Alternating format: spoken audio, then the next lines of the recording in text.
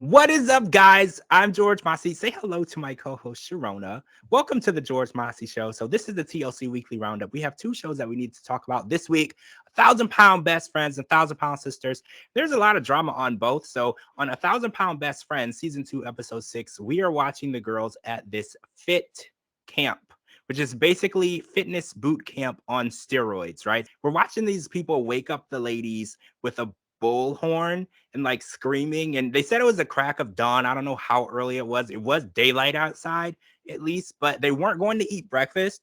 They were going to work out at the crack of dawn. And I feel like this is like army based camp, right? I feel like this is how they behave in the United States Army. I don't know. I've never been in the army, but they wake up in the morning and they don't go eat, they go and work out. So Ashley was like, nah, I'm not doing that. Like, I just drove here. And the second they got out of the car, they had them working out, and Ashley had to stop the walk. It was like a walk up and down this long hill, back and forth, and she was in pain. And actually, Megan had hurt her neck. She had ice on her neck, and they were really having a way with these ladies. They were really tearing them apart. And I feel like this was really a test. And I think Vanessa said it best. She was like, we would have never been able to do this a year ago. And she's like, the way that we're able to get up and make this happen is really inspiring. And I feel like Ashley did give it another shot. She did show up to the spin class a little late. She was like, you know what? This is my health. Dr. Proctor said I need to do this. I need to get to where I need to get to. And she did it. And I'm proud of her for sticking with it and giving herself the motivation that she needed, because I'm the type of person where I'll go to the gym and I'll get on the treadmill. And then after I get off, if there's someone on the machine I want, I'm like, well, it's time to go home. There's somebody on that machine, so I'm good. So I'm happy that Ashley stuck with it. She's like, no, this is why I'm here. The doctor wants me to be here. I'm going to make this happen.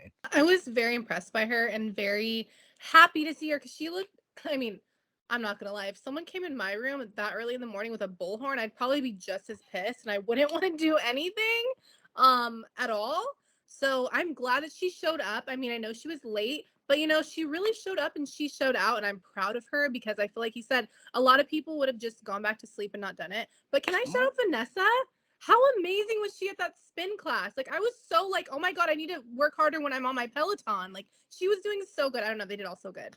They did. Megan did too. Megan was Yeah. like, I always wanted to do spin. And then she's like, now that I'm doing it, I hate it. But she was like doing it. And I'm just Yeah. proud of them. They're all taking the initiative and doing these things that they never would have been able to do. And Mhm. I want to talk about this plank challenge, walking the plank. Now, Uh, I will get on any roller coaster. Like, you strap me in, as long as there's something above my shoulders and on my waist, I'm good.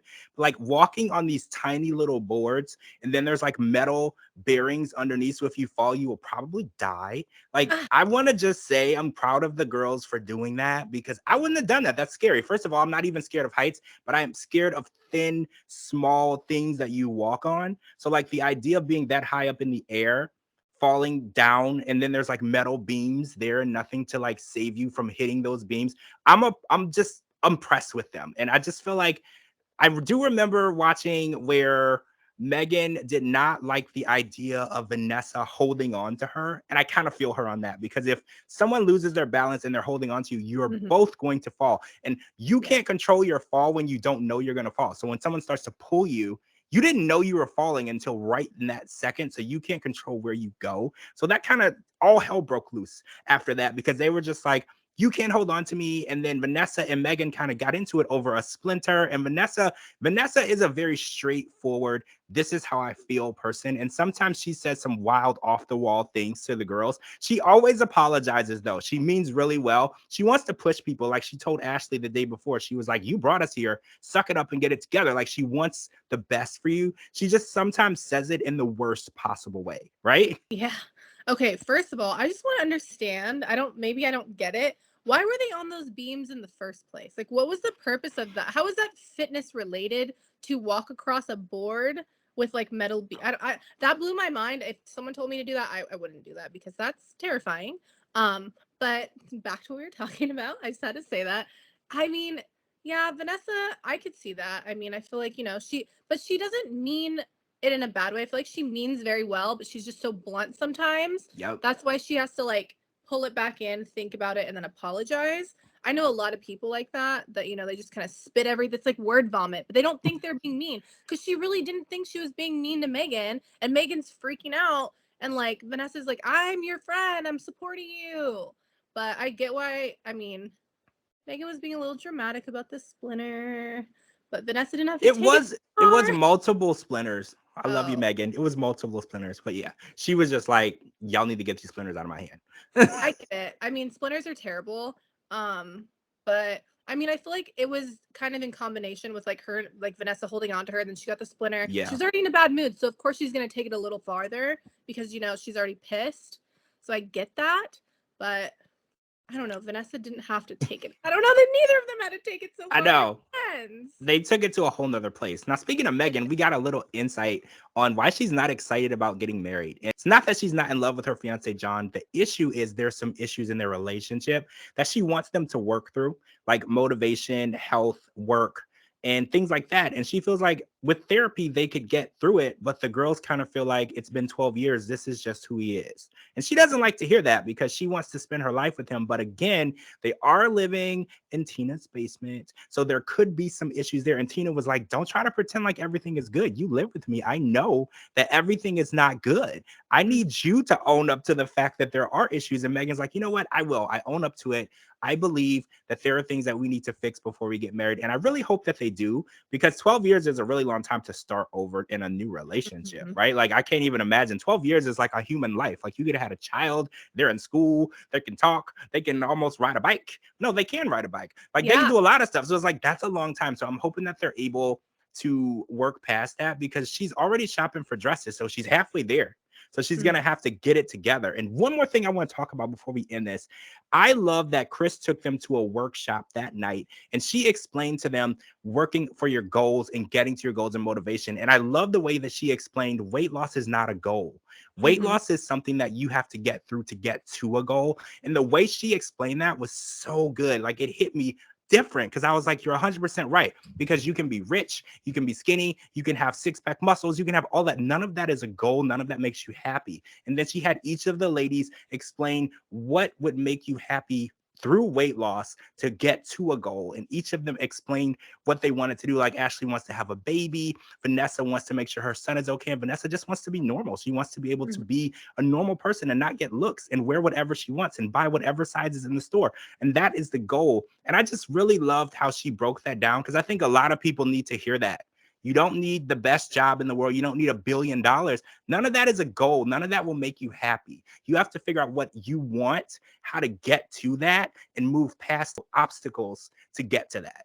Okay, so I want to talk about 1,000 Pound Sisters, season 4, episode 4. And Misty and Amanda finally take us through Tammy's house, and it's worse than we thought. They took cabinets and like sinks. Like, it's worse than we thought. Not only did they take things that are permanent fixtures of the apartment, they took a blanket that Tammy's grandmother made, which is a priceless item. This cannot be replaced, no matter what in the world insurance cover or give you back. This can never be replaced. And I was super worried about how this was going to put Tammy in a place of negativity, because the idea that she's fighting for her life in a rehab center, that she can't leave, and to come back to absolutely nothing, I was really worried. And Misty and Amanda said the same thing. They were just like, she has nothing to come home to. And now we have to go up there and tell her what's going on. And I love that they were trying to take her out of the rehab facility to tell her to make the blow a little softer. And Tammy is so motivated and driven to her goal of losing weight. She's like, well, we can't leave because you don't know how to operate a trach, and I'm worried about my health, and I need to make sure that I'm okay. And old Tammy would have been like, get me the hell out of this rehab facility and let's go have a good time. So the progress that we are seeing in her is just amazing. And then watching her make it to her goal, past her goal. First of all, 14 pounds past her goal, 534.7. Tammy has made the weight to actually get her surgery. We only need to watch her check through one more obstacle, which is her therapy sessions, which, oh gosh, we know that's going to be an issue. But Tammy has done so well. And we have to remember, before the haters come for her, Tammy is not in a controlled environment. If Tammy asked for bad food, they would bring it to her. So don't try to say that, oh, she's in a controlled environment, she didn't do the work. She did the work. She asked for whatever is approved on her diet. She did this. She took control of her life. And I'm just happy for her. And the way that she reacted to the bad news really showed me how serious she is about taking her life back. Because even she said, she's like, normally I would have a temper tantrum and be mad and scream. But she was like, after almost losing my life, she's like, it's really unnecessary to go crazy and scream and holler and cry over materialistic things. Even when it's something that her grandmother gave her, someone that she loves so greatly, she still was able to overcome all of that and keep her eyes on where she's going. And that's the weight loss surgery. Yeah, I'm just so proud of Tammy in general. I mean, I don't know what I would have done if my entire house was like taken from the inside out. Mm, Like, first of all, whoever did that is disgusting. I cannot believe you would do that to someone that while they're in a rehab. I don't care if you knew or you didn't know. That's gross. That's disgusting to me. But the way she handled it, like you said, there's so much growth with Tammy.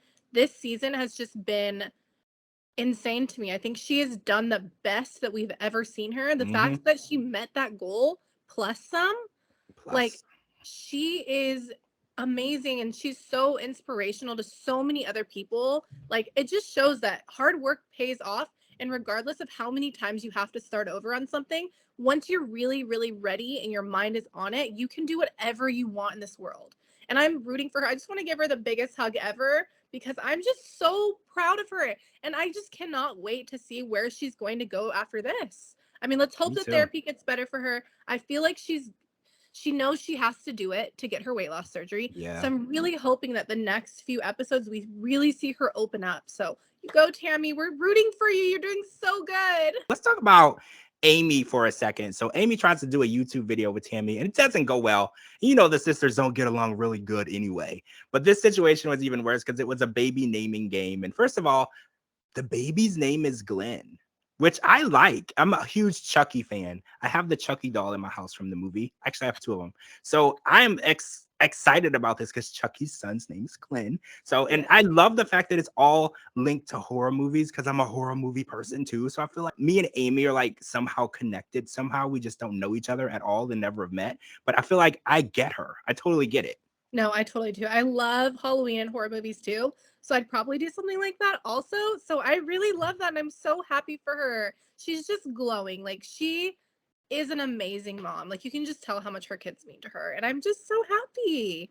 I'm happy too. And also, I'm happy that everything is okay because we saw her go to the ER, which we were Right. really worried and was indigestion. And it's interesting because we watched earlier seasons. The same thing happened with Chinese food. This time it was pizza. So Amy was like, I'm going to have to stop eating while I'm pregnant because food doesn't like me or my pregnancy. And I'm like, well, you can't stop eating, but I get it. Because she's like, nothing is safe for me to eat. I eat something and I feel like I'm in labor and I'm in pain and I'm freaking out. And that has to be super stressful. But the baby is okay. Glenn is good. Everything is good. I'm just happy that everybody is okay and Chris is doing good too. We watched him do this crazy obstacle course and Yes. he's lost a lot of weight and he first of all he said too he's like a year ago there's no way I could have done one of these actual challenges on this obstacle course and now I'm actually doing the whole obstacle course. So the whole family is making huge strides and I'm just happy for them. I'm happy for them the growth that they're showing. And I'm just even more excited to see how far Tammy goes because everyone keeps saying, oh, well, she gets so close and then